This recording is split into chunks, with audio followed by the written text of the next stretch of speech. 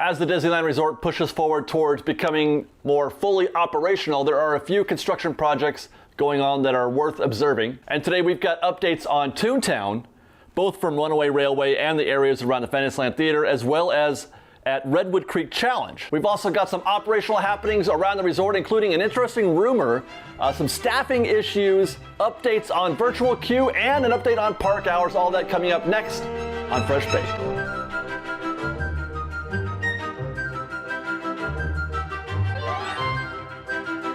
Hello again, everybody, and welcome back to FreshBaked. We've got some interesting things to talk about this week, some interesting updates. I'm going to start in ToonTown. In our last update, we found some walls up at the entrance to ToonTown.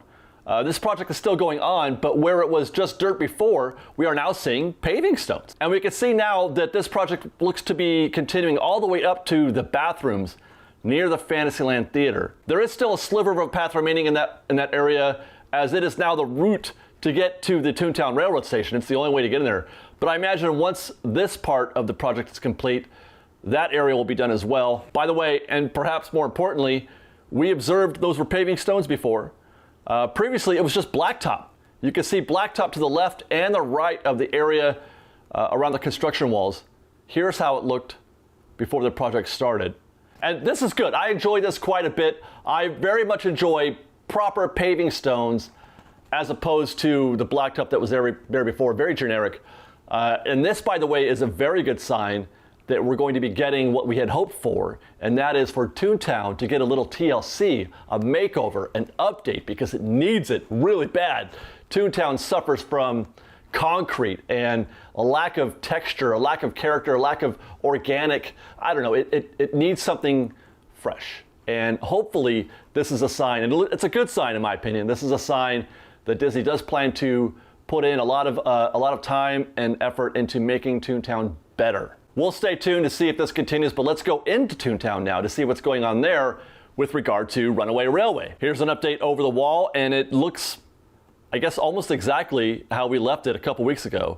The only thing I could notice really was that they're doing a little concrete work at the entrance, the Gag Factory entrance, but other than that, there's not much to report. Now, I'm asked occasionally when the dining locations in ToonTown will reopen. Now, while I don't know for sure either way, it is my belief that they never will. That is, not at least until they're done doing whatever it is that they're doing behind those walls. As long as those walls are up around the Gag Factory, as long as they're working on that area, I don't believe that they're going to open the dining locations in ToonTown. So this, I mean, it's it's an interesting situation that they're in, because ToonTown is going to suffer even more than it used to. It's even less desirable place to go because of what's happening with Mickey and Minnie's Runaway Railway. We're seeing casualties. We're seeing dining locations not open up. You can't meet the guests or the characters the way we used to. It's not as good. It's just not as good as it was. But when they're done, it'll be better than it was, and so that's good. We're gonna have to trade it off for now. I'd say another year and a half probably of this. And then we're going to get a pretty, hopefully, amazing ToonTown at the end of all this. And now, please do enjoy our little meet and greet that we had with Minnie while we were there. Hey,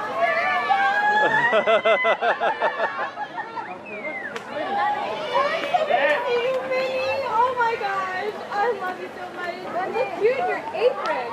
Oh, you put cooking in there? Oh, and now it's time to garden. Okay, now she needs to garden. Hi, Minnie. I want some poses from you. Give me your best. Yay. Oh, give me your best, Minnie. Ah! Finding Nemo is still closed, of course. Still won't be open until winter. I have yet to learn what it is that they're doing. If anyone knows, hit me up. You can DM me on Twitter at FreshBakedDisney, that's fresh with no E, or email me directly at david@freshbakedisney.com. And if anybody has any updates from anywhere else around the park, you see something in the park that you think I want to know about or that our viewers would be interested in, hit me up. FreshBaked Street Team, hit me up. DM me on Twitter or email me directly at freshbakedisney.com, david@freshbakedisney.com. Let me know what you see, and we'll hopefully shout you out in our video like this. This is a new Disneyland Hotel DVC Wing Dirt, and it's shot from the Disneyland Hotel. Thank you very much to Eduardo Lopez Areza. Hope I pronounced that well. Still in the very early stages here, but we've got some active excavation happening right there. You can't see this construction from anywhere, really, except maybe a peek over the fence on Walnut. for a little bit still. But here's the finished product for comparison. And this is a 3D model from the backside. And I'm curious how this will look to guests from the inside, because if I'm not mistaken, those rooms on those tiered levels have what I believe to be a view of a rather pedestrian-looking apartment building across the street on Walnut. It's certainly not as good a view as the pool and the other Disneyland tower, the hotel towers, that the other guests in the main tower are going to get. I wonder what those rooms are going to go for. Okay, and now we're going to take you on location.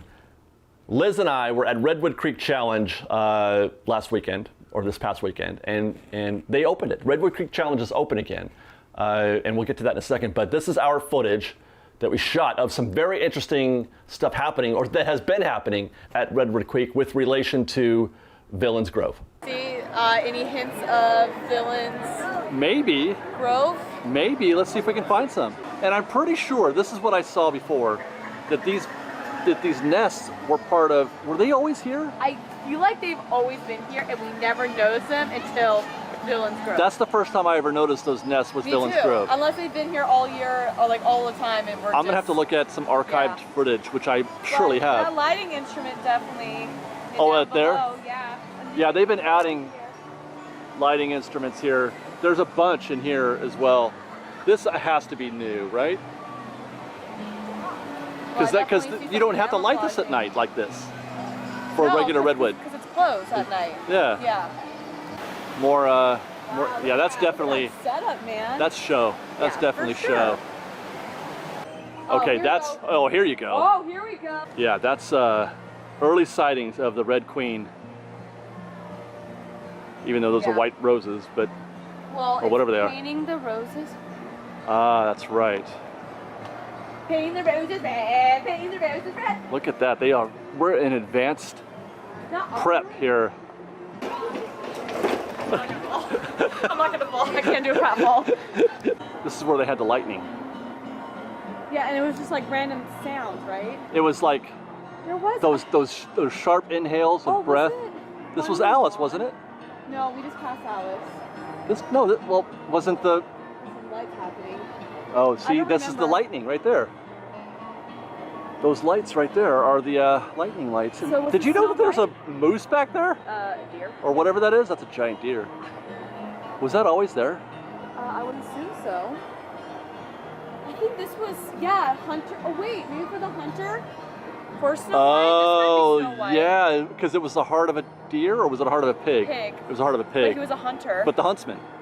They called him the huntsman. We could be really, what's that word? I can't think of the word. Porcupine. Then there's a deer back there too. I don't remember those deers being there.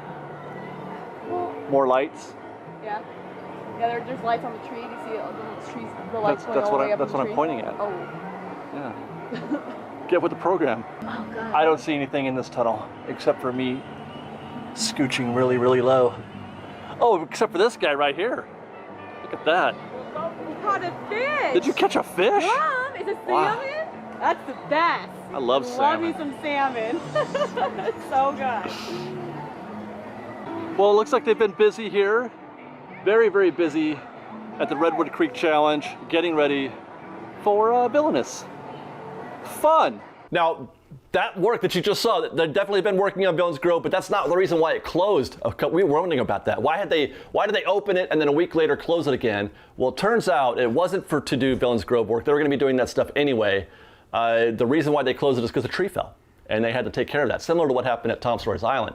So there you go. That's why Redwood Creek closed for a short bit and then reopened again. They're still working on Villains Grove, obviously, as you just saw, but the tree falling was the reason why Redwood Creek closed. Okay, and that was fun. Let's get into some operational stuff. There's some interesting things going on recently that I wanted to share with you guys. We will start off with something basic, though. Disneyland has extended its hours by 1 hour. It is now closing as of Friday. Last Friday, it is now closing at 11 p.m.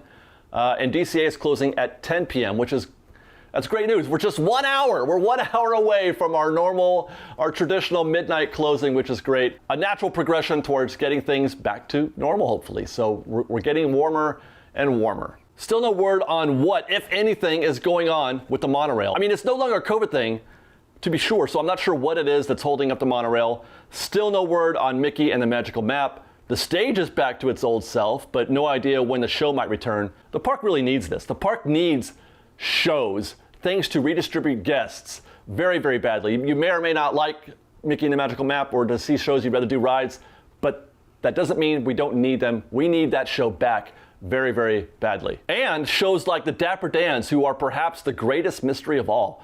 The silence on this, not just on Main Street, we can't hear them on Main Street, but the silence from Disney on this is, why haven't we heard anything from Disney about the Dapper Dans, even if it's bad news? Main Street just isn't the same without them. Speaking of Main Street, rumor has it that the Main Street Electrical Parade is coming back.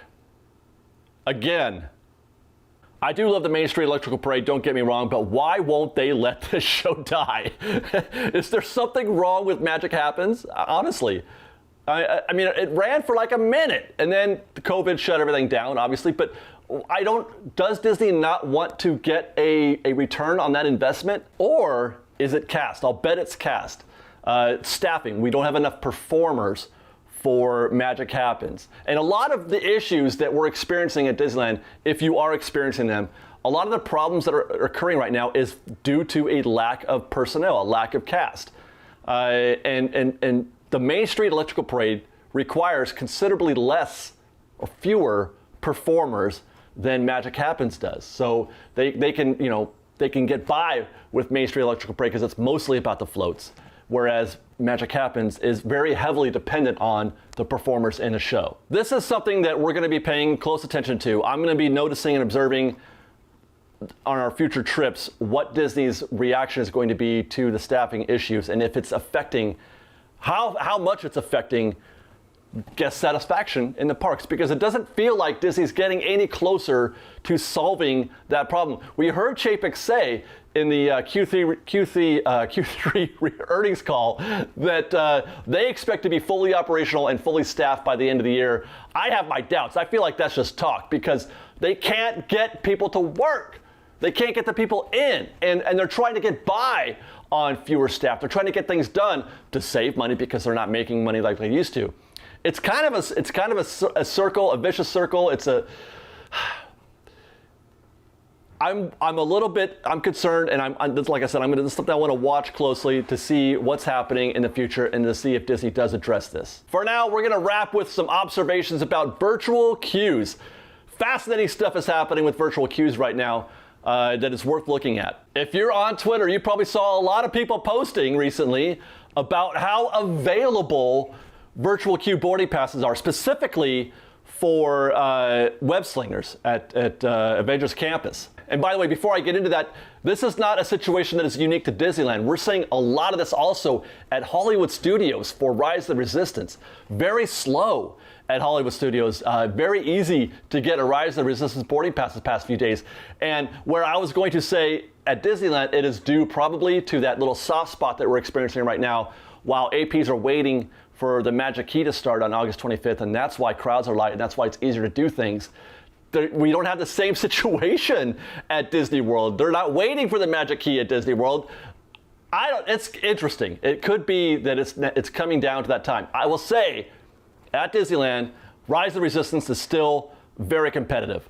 They're gone in seconds on most days, maybe a minute or two if you're lucky, but they're certainly not lasting very well. Meanwhile, when I wrote this script last night, Sunday evening at 8:30 p.m., you could still get a Web Slingers boarding pass. They never sold out. All day, they never sold out, which made it pretty much a walk-on. Even though you couldn't literally walk on, all you had to do was jump on your phone, get a boarding pass, and then it was a 20-minute wait, if that, to get onto Web Slingers. That's what the app said. Now, before we read too much into that, though, as I just mentioned, this probably has something to do with the crowds being light because of the AP situation and Magic Keys. So I would expect this situation to change a little bit once August 25th gets here. Now, the one thing that I will say, though, is that when Oogie Boogie starts, they're going to be running Web Slingers. I'm assuming, they haven't said officially, but my assumption is that Web Slingers will be standby. There will be no boarding passes for Web Slingers during Oogie Boogie. I have a feeling when Oogie Boogie's over, when the Halloween season is over, it's going to stay that way. I think that Web Slingers may go standby starting November 1st.